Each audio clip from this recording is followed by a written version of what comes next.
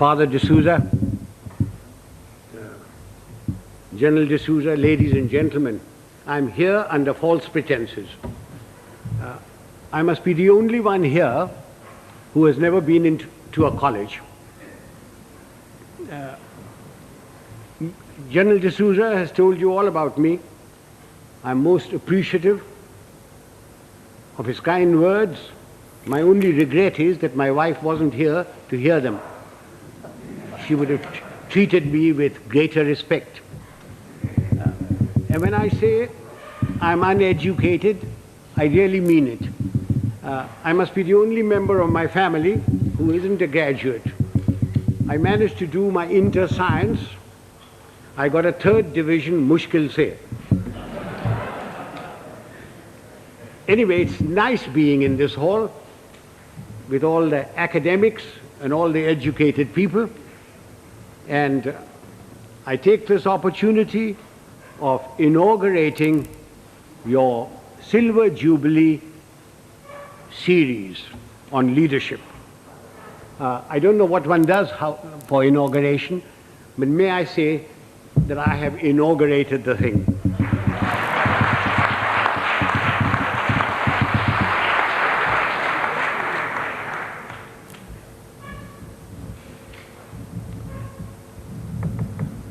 For a long time, I've been watching the scene in India very carefully. Wherever I go, whenever I pick up a newspaper, I find there are shortages. There's a shortage of fuel, there's a shortage of food, there is a shortage of foreign exchange, there is a shortage of housing, shortage of schools, colleges, everywhere. And everybody talks about these shortages.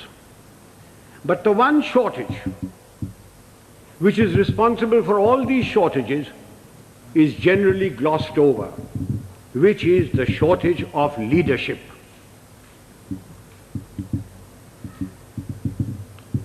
Father, don't misunderstand me, and gentlemen of the press, please don't misquote me, which you are always capable of doing and which you continue doing. When I talk of shortage of leadership, I do not mean just political leadership. I mean leadership in every walk of life.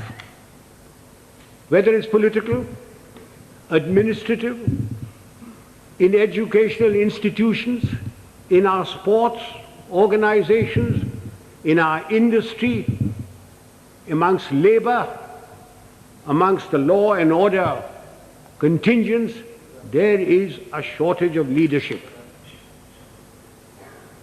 I do not know whether leaders are born or leaders are made. There is a school of thought which says leaders are born.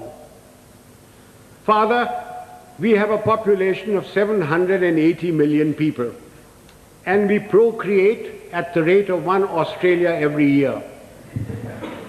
And yet, there is a shortage of leadership. So if those of you who think that leaders are born and who contribute to that theory, may I suggest you throw away all Planned Parenthood and really let yourselves go. If leaders are not born, can leaders be made? It is my view that give me a man with reasonable common sense and decency, you can make a leader out of him. What are the attributes of leadership? There are many attributes. The cardinal attribute for leadership is professional knowledge and professional competence. Now you will agree with me that you cannot be born with professional knowledge. Even if you are the child of a minister, the son of a member of parliament or the progeny of a field marshal. Professional knowledge has to be acquired the hard way. It is a constant study. Professors, engineers, architects, lawyers, solicitors, doctors, they all study their professions continuously. They all contribute to magazines, to newsprints, to all sorts of things. But we in India, as soon as we reach positions of power, whether it's ministerial, secretarial, armed forces, or anywhere else, we think we are the repository of all knowledge. Professional knowledge has to be acquired the hard way. And without professional knowledge, you can never have professional competence. And if you haven't got professional competence, you cannot be a leader. I wonder, those civilian gentlemen who have been charged with the security of this country, whether they have ever read a book on the military profession. I wonder if they know the difference between a gun or a howitzer. I remember a minister one day coming to me. I'd left being the army chief then, and said, and I will talk to you in his own language, "Zara batao, ye howitzer kya cheez hoti hai?" And I said, "What are you talking about, howitzer?" Then I discovered that he meant a howitzer. And I said, "Well, why are you asking me? Why don't you ask the army chief and others?" He said, "Kaise पूछे उनसे? मैं minister हूँ, तेरे से तो पूछ लेता हूँ, तू जानता है कि मैं बेवकूफ हूँ." I wonder if they can distinguish a mortar from a mortar, or a gorilla from a gorilla, although a great many resemble the latter. Ladies and gentlemen, professional knowledge is a sine qua non of leadership. You have to have professional competence if you are expected to lead anything. It doesn't matter whether you are in the army, whether you are in the teaching profession, whether you are in industry, unless you have professional competence and professional knowledge, you cannot be a leader. And it has to be acquired the hard way. You've got to study all your life. What takes me to the next attribute? The ability to make up your mind and take a decision. And having taken that decision, accepting full responsibility for it. Those of us who have suffered at the hands of superiors who cannot take a decision know what it's like. An act of omission is much worse than an act of commission. An act of commission can be put right, even if the decision is wrong, by colleagues, by subordinates, by somebody. But an act of omission cannot be put right. Why does a person not take a decision? Because he lacks confidence. Why does he lack confidence? Because he lacks professional knowledge and competence. Eustace will tell you that when I was the army chief, I'd go around, ask my generals, "What are you doing about this?" And he said, "Sir, I've been thinking, I've been considering." And then I produced for myself a Manekshawism. And Father, will you forgive my language? I used to say, if you must be a bloody fool, be one quickly. Take a decision. and then accept full responsibility for it. Do you know how much money is lost in the country because somebody won't take a decision? Costs escalate, papers lie in somebody's place for days, for months, for years. And when they finally take a decision, the cost of a project, the cost of something has gone up tenfold. Who suffers? We, the people of India, suffer. So that's the second requisite for leadership. The ability to make up one's mind, take a decision, and then stand by it. Don't pass the buck on to your subordinate. It's your decision. What comes next? Absolute justice and impartiality. Those of us who have dealt with masses of men, and I've dealt with over 1 million men in my time, know the value of this. Absolute justice and impartiality. No man likes being punished, and yet men will accept punishment if they know that everybody who commits that sort of a crime gets the same sort of punishment. They will take it stoically. They may not like it, they may not like you, but they will respect you. No man likes being superseded, and yet people will accept supersession if they know that it's been done fairly and they've been superseded by somebody who is better than them. But not because he happens to be a minister's son or related to Father D'Souza or the Field Marshal's wife's current boyfriend. Men will accept supersession. They may not like it, but they will do it.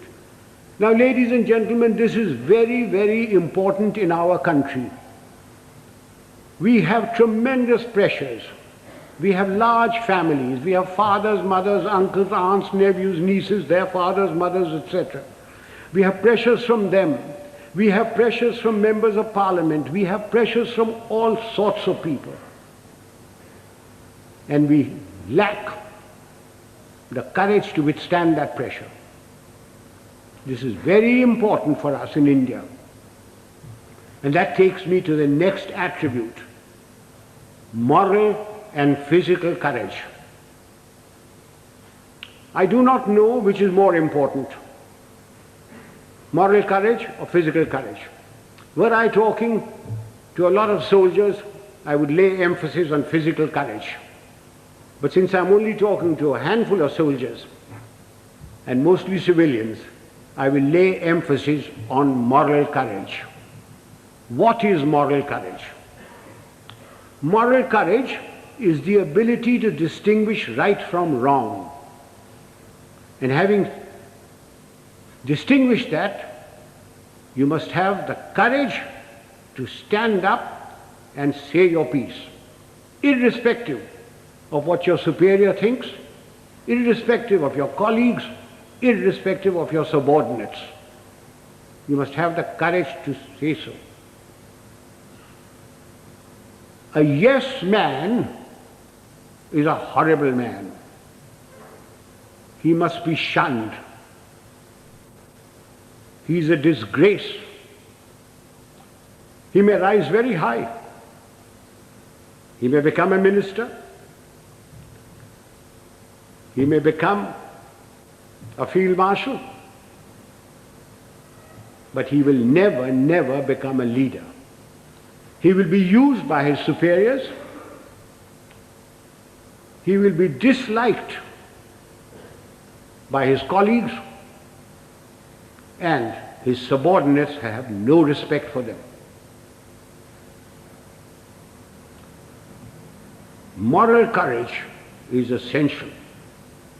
Now, since you wanted to know Some examples of moral courage from my past. I will give you a little story. In 1970, when General Yahya Khan put all the pressure on East Pakistan as it was then, and refugees started coming to India, there was a cabinet meeting. I remember the date very well, 28th of April. I was summoned. I had a very strong Prime Minister and Mrs. Gandhi, who ranted and raved at me, said, "What are you doing about it? I've got so many refugees. The Chief Minister of Bengal has just sent me a telegram. The Chief Minister of Tripura has done this. The Chief Minister of Assam is writing that there are more Bengalis there than their own population. What are you doing about it?" And I said, "Nothing. It's got nothing to do with me." And she said, "I want you to go in and take action." And I said, "Do you know what that means, Prime Minister?" And she said, "No." I said, "It means war." And she said, "I don't mind if there's war." So I said, "May I please quote from the Bible, the first book, the first chapter, the first verse? God said, 'Let there be light,' and there was light. And you say, 'Let there be war,' there will be war. Are you ready?" I'm not ready. I'm not prepared. It is not the right time to go in. The monsoon will break very shortly, and the whole of East Pakistan will be a swamp. I will not be able to operate. The Air Force will not be able to operate. April is a month when we glean the harvest. And the Agriculture Minister was Mr. Fakhruddin Ali Ahmed. And I said, "I will require every railway wagon, I will require every train, I will require all the road space to move my troops. And you will not be able to move your harvest. And then if there is a famine, don't blame me." And I said, the passes in the Himalayas start opening now, the snow melts. And then if the Chinese give us an ultimatum, I will have to fight on two fronts. And then the External Affairs Minister, the Khalsa, Sardar Swaran Singh, said, "Do you think China will give ultimatum?" And I said, "You are the foreign minister, you tell me." And then my own minister, Jagjeevan Ram, who couldn't call me Sam, who used to call me Sham.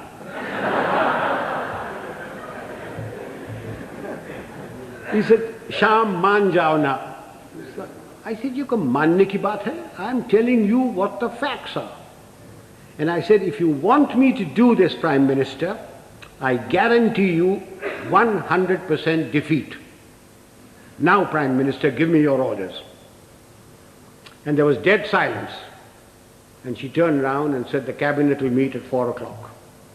This happened at 10:30 in the morning. So, as the cabinet ministers walked out, I being the junior most man there, was the last to go, she said, "Chief, will you stay behind?" So I shut the door and I said, "Prime Minister, before you speak, do you wish me to send in my resignation on grounds of health, mental or physical?" I said, "Oh, sit down." He said, "Everything you told me correct?" I said, "It's my job to fight. It's my job to tell you. If your father in 1962 had me as his commander-in-chief, the country would not have been disgraced. The army would not have been beaten. But the army chief did not have moral courage of turning around and telling him he wasn't ready." So she said, "All right, you know what I want?" And I said, "Yes, I know what you want. And I must be allowed to do it my own way." And she said, "All right, you know what I want." So ladies and gentlemen, there's a very thin line between becoming a field marshal and being dismissed. I just gave you an illustration of moral courage. Of course, I didn't worry very much because my wife had money. If I'd gone, she would have looked after. She would have looked after me. So much for moral courage. Now I come to physical courage. Fear is a natural phenomenon like hunger and sex. Anyone who says he is not frightened is a liar, except perhaps the Gorkha. Everyone is frightened. It is one thing to be frightened and quite another to show fear. It's when your knees are knocking and your teeth are chattering and you're about to make your own geography. That's when the real leader comes out. If once you show fear in front of men that you may be commanding, it doesn't matter whether they're soldiers, they are clerks, they're labor, there are students. Once you show fear, you should quit. Now again, General D'Souza said, I must give some examples from my own life. This was in Burma in 1942. I was commanding a Sikh company, big tough chaps, very fond of them. I had a man called Sohan Singh, big man, stood about 6'4". He had been promoted many times to Lance Naik, to Naik, and every time, because he was a Badmash, he was broken. We'd had lots of casualties and we had to make promotions. So we had a promotion conference with the commanding officer, and Sohan Singh's name came up, and I said, no use making him, he'll be broken tomorrow. So he was passed over. The conference finished, names were published. I came back to my Basha, where my company was in the jungle, and I found my senior Subedar, Balwant Singh, terribly worried. And he said, Saab, Sohan Singh ko kaid kar diya. I said, क्यों क्या हुआ? उसने बोला कि आज आपको साहब गोली मारेगा. So I said, oh, अच्छा, पेशी होगा.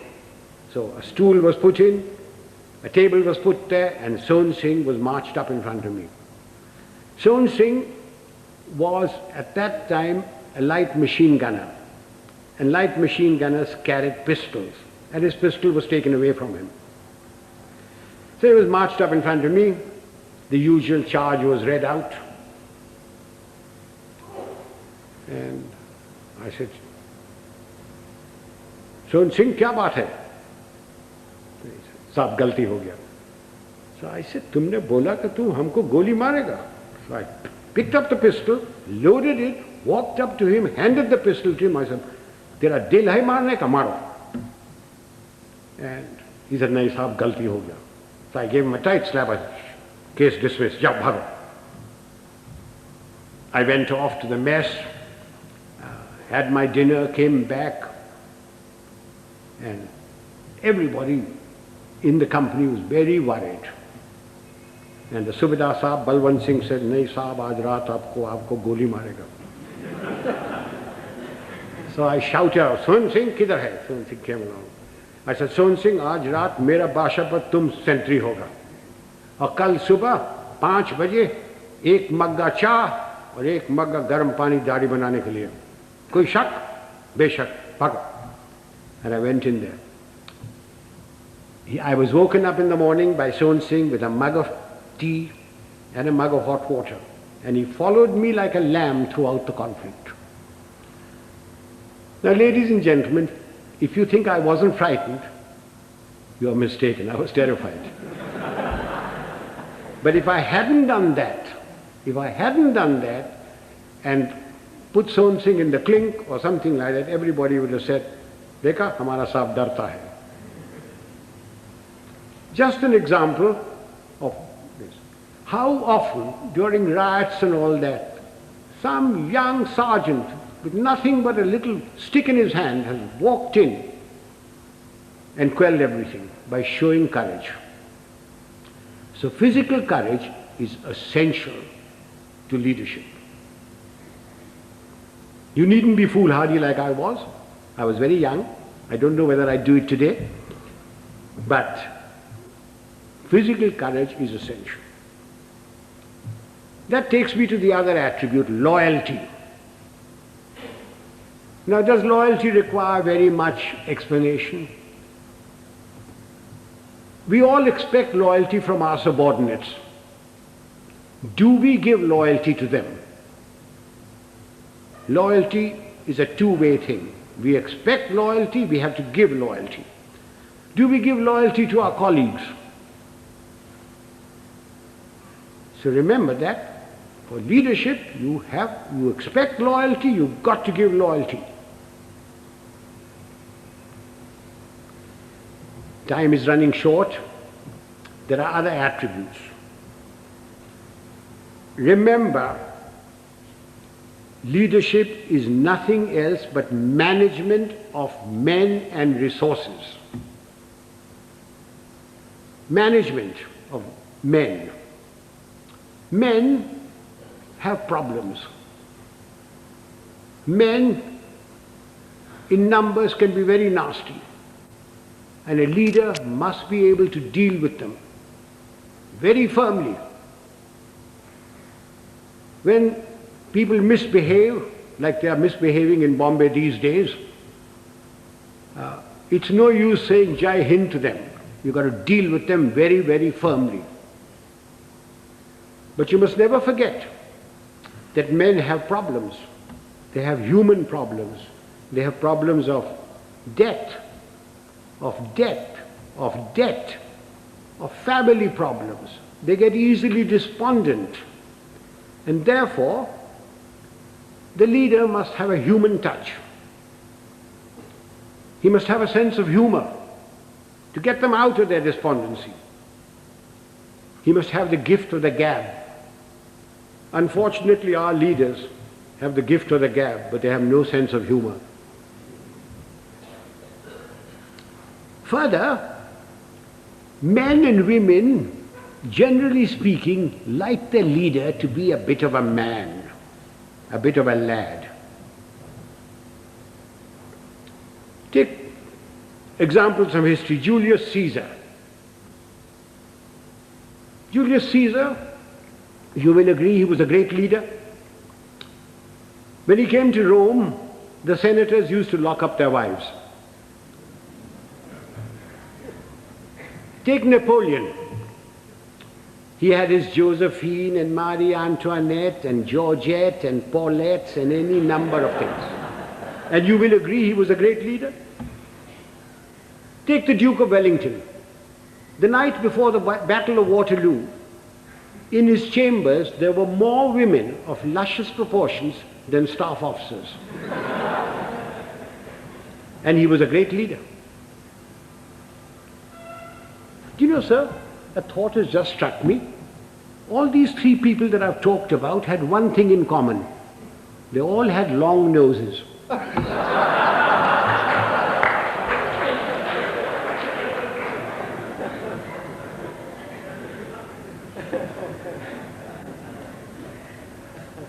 If my time is not up, can I crave your indulgence and talk for another 10 minutes?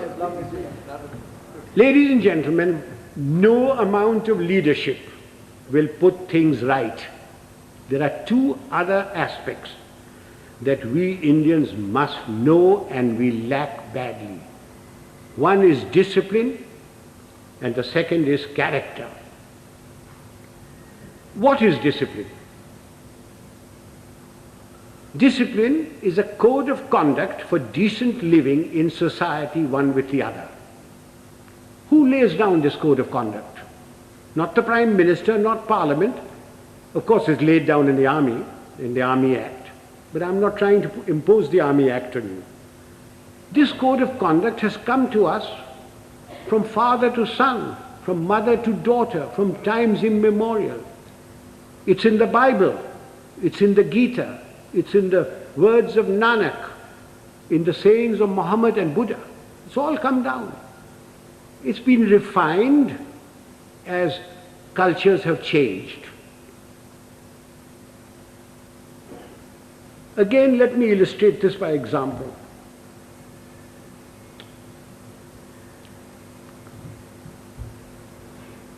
Non-punctuality is an act of ill discipline which is injurious to the state, injurious to its people. Some time ago, sir, I was invited to an university, as also my wife, unlike today.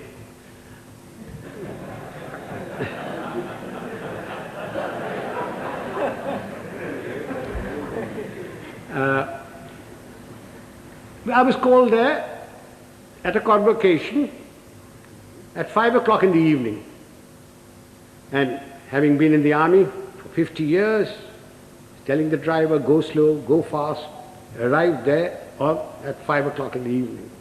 I was received by the Vice Chancellor and his lady, the Union Secretary, escorted to the dais. My wife too was asked to sit on the dais, and she politely refused, saying that she'd much rather sit down, as this is the only opportunity she has to look up to me. And as usual, I was garlanded. The Vice Chancellor sang my praises and asked me to talk to these people. There were about 5,000 boys and girls there, plus deans, plus professors, plus lecturers, everybody. And as I got up to get to the desk, to the lectern, the Vice Chancellor says to me, sotto voce, Field Marshal, a fortnight ago we had invited a VIP to the same function. He was allowed to stand at the lectern for exactly 15 seconds. I wish you good luck. I said to myself, had the Vice Chancellor said this in his letter of invitation, I wonder whether I would have come. Anyway, I got up to the lectern and I addressed the gathering for the amount of time that I was allowed. I was heard in pin-drop silence, and at the end of it, I got a thunderous applause. The Vice Chancellor and his lady, the deans, professors, lecturers, the student body, and even my wife stood up and gave me a standing ovation. I was most relieved. Although my wife told me afterwards that I looked pale. After the usual vote of thanks, etc., we went out into the gardens where refreshments were given. And I, having an eye for a pretty girl, walked up to a pert little thing wearing lovely jeans, tight-fitting, and I started a conversation which ran as follows. I said, my dear, why were you so kind to me today, all of you?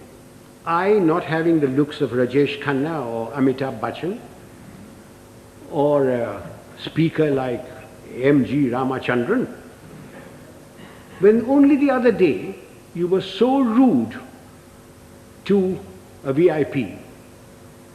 And she said, I quote, "Oh, Field Marshal, that dreadful man. We had invited him at 5 o'clock. He turned up at 6. He brought with him a bevy of security people who pushed us aside and took their places where we should be sitting. He brought with him 2 of his brats, grandchildren probably.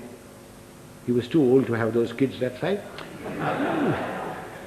But you never know.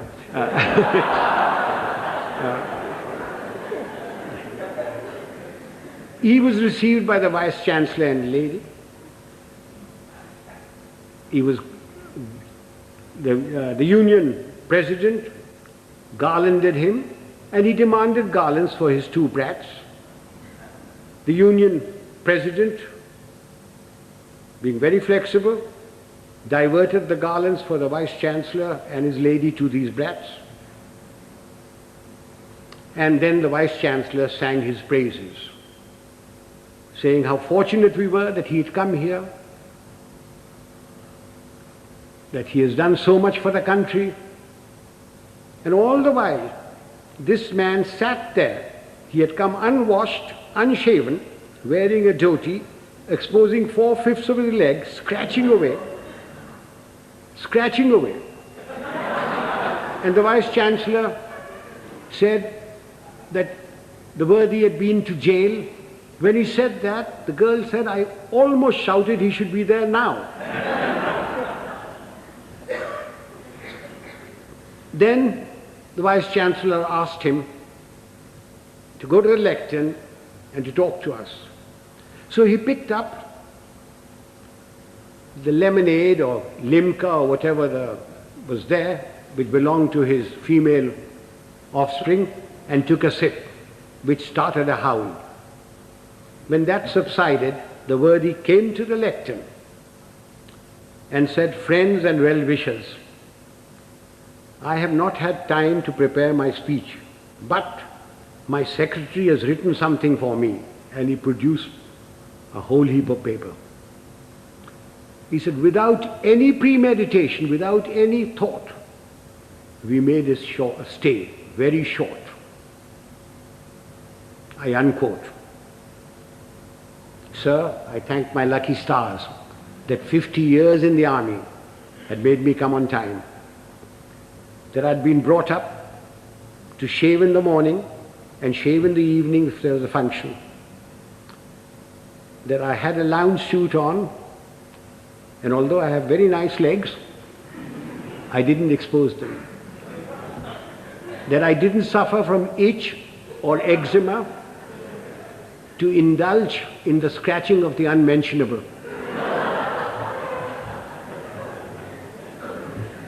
Now do you see what I mean by ill discipline? Had the worthy come on time, according to the program, talked to the people and given them advice, can you imagine what a lot of good it would have done? Instead of that, his act of ill discipline produced more ill discipline.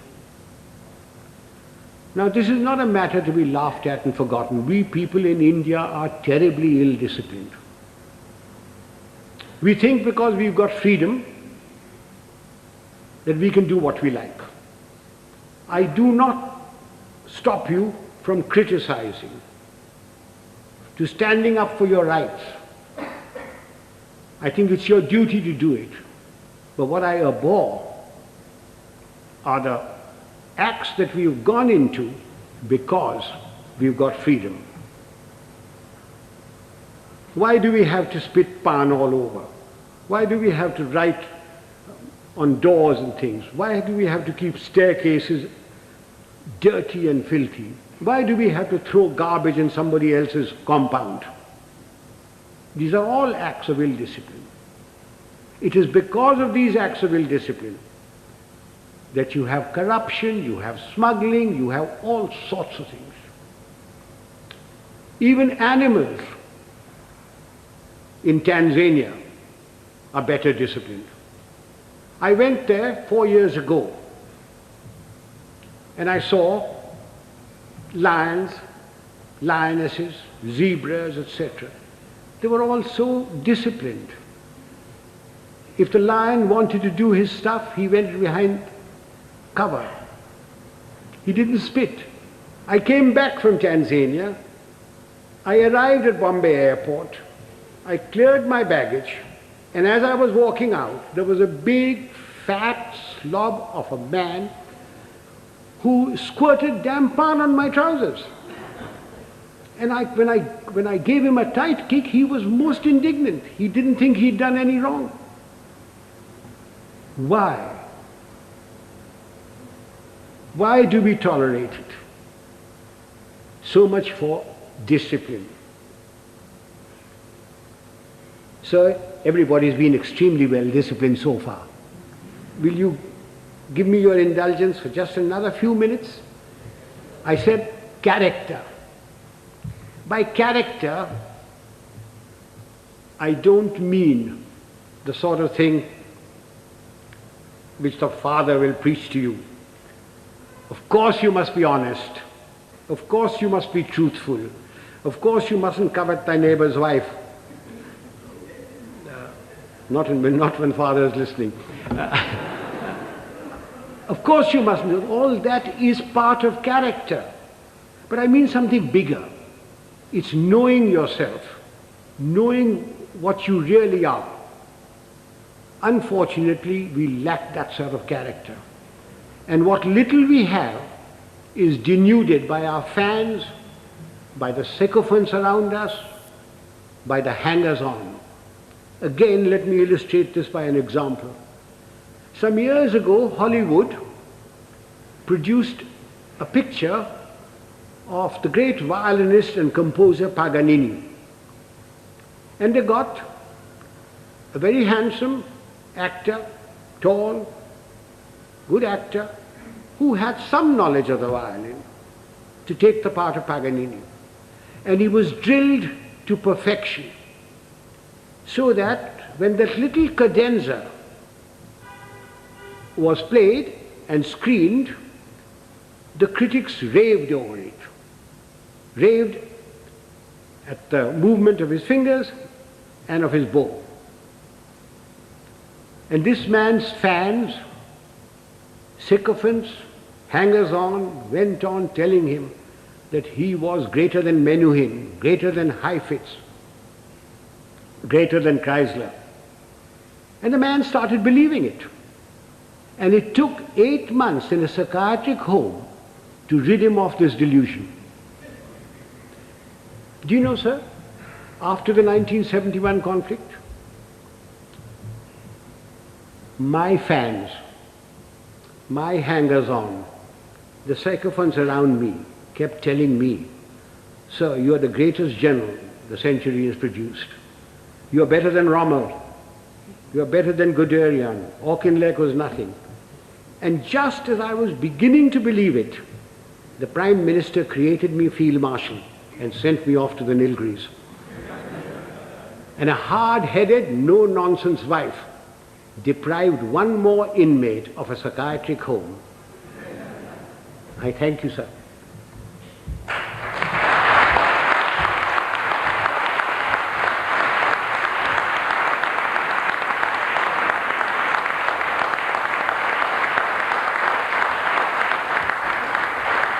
Ladies and gentlemen, I'm at your mercy. You can ask me any question you like, personal, pertinent, or impertinent. I'm getting deaf, so you'll have to come nearer me. Punctuality is very essential for this. This engagement was announced at 6:30. You are quite right, sir. I was ready. I was told I was going to be picked up at 6 o'clock. I was ready, waiting. In fact, the people who organized the function came up to me. Just came out of my bath and said, "General D'Souza says, please do not come before 6:45. So will you hang around till 6:30 and then we'll bring you here." Not my fault. I was there absolutely on time.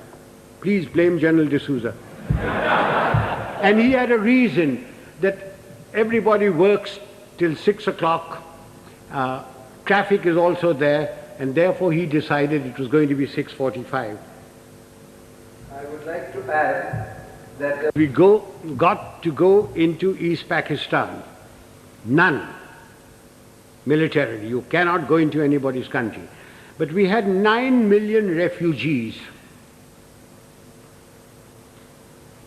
We, in our own country, are starving. We don't have enough clothes, we don't have enough medical attention, we don't have enough food, we don't have enough schooling. But we had 9 million people, through no fault of our own.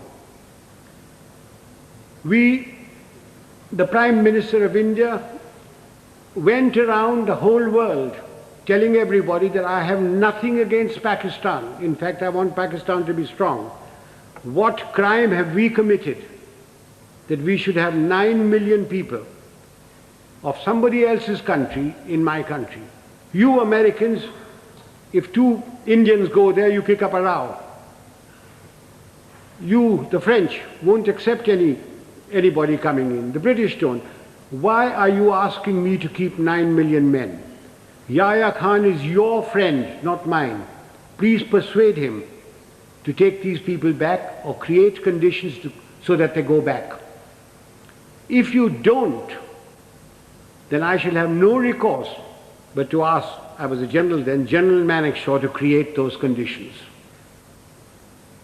Now, we had no intention, no desire to go there. All we wanted was these people to go back. And they would never go back so long as the Pakistan army was doing what it was in East Pakistan. I certainly spoke about it. I understood the problem as a soldier and also as an Indian.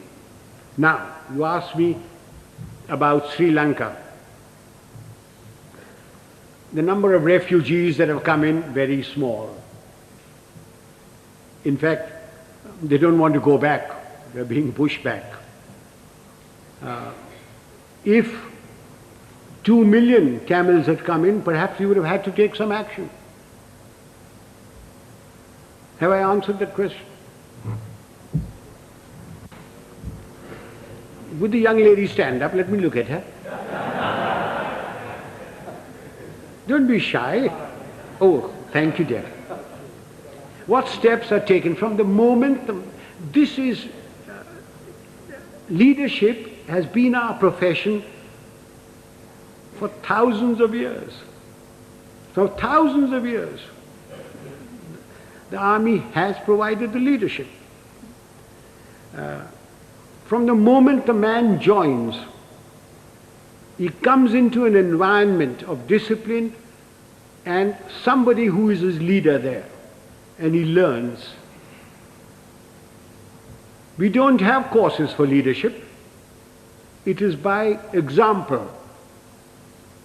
If the general officer commanding in chief comes unshaven, you don't expect the others to be shaven, to shave. But because he is shaven, properly washed, properly clothed, everybody else is. If the general officer or the colonel takes bribes, then you don't expect his people not to take bribes. But he doesn't take bribes. Now you ask me, why doesn't he take bribes? Everybody else in India does. And the answer is very simple. It's environment and also fear. If I gave an order and one man disobeyed it, he could be tried by court-martial and given 2 years imprisonment. If 2 men disobeyed my orders, it is considered as mutiny. He is tried by general court-martial, and given 14 years imprisonment. But in civil life, who cares? The policeman takes a bribe. The inspector takes a bribe. Somebody disobeys orders, what happens? You suspend him. He gets a writ petition by paying 25 rupees to any wakil. His case drags on. Eventually he is reinstated, probably gets promotion. But in the case of the army, there's an environment from the moment he joins, plus fear. There is great fear.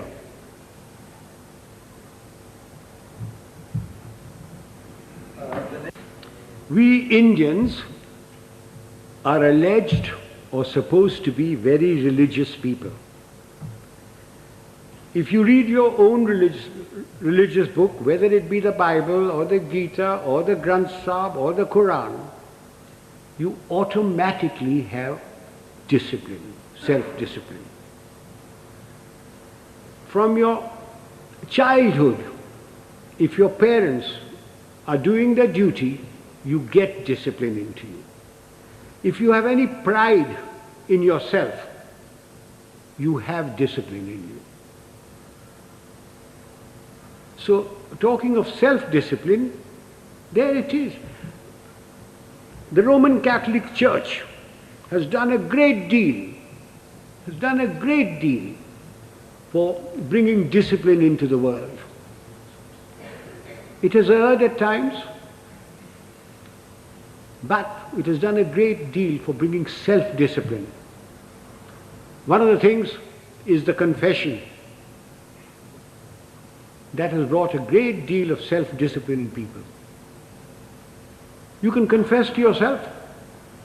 When you go to bed at night, when you say your prayers, confess to yourself what wrong you have done.